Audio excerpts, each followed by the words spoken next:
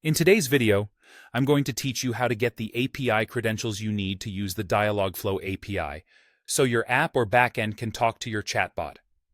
This process will take you through some key steps in your Google Cloud Console to ensure you have everything set up correctly for a seamless integration.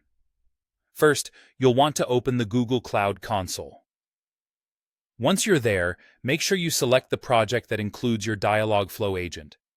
This step is crucial because all subsequent actions need to be associated with the correct project. This links everything together properly.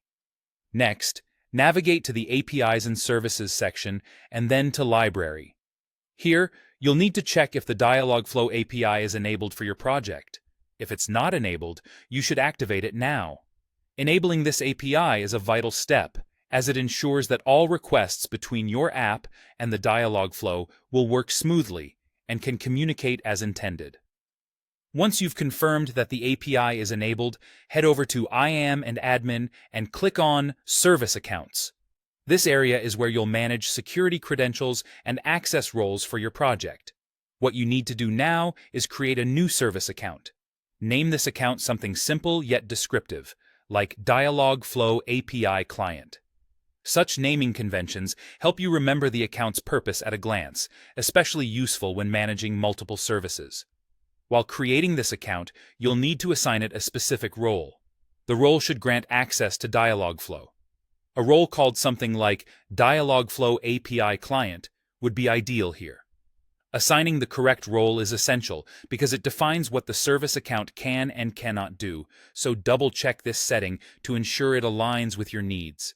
After successfully creating the service account, you'll want to move to its Keys section. Here, you'll be generating a new key. You'll want to choose JSON as the type for this new key. Generating the key in this format is important because JSON is widely supported and works well with various programming languages and environments. Once you create the key, be sure to download the JSON file.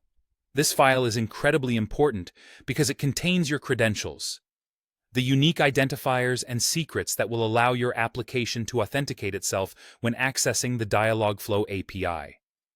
Treat this JSON file with care, ensure it's stored securely, and don't share it publicly. Now that you have your JSON key file, you'll use the values within this file when calling the Dialogflow API from your code.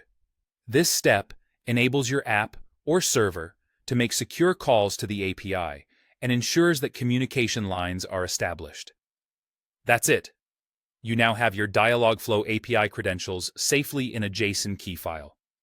You're all set to use this in your app or server to securely call the Dialogflow API. In our next video, we'll delve into how to use these credentials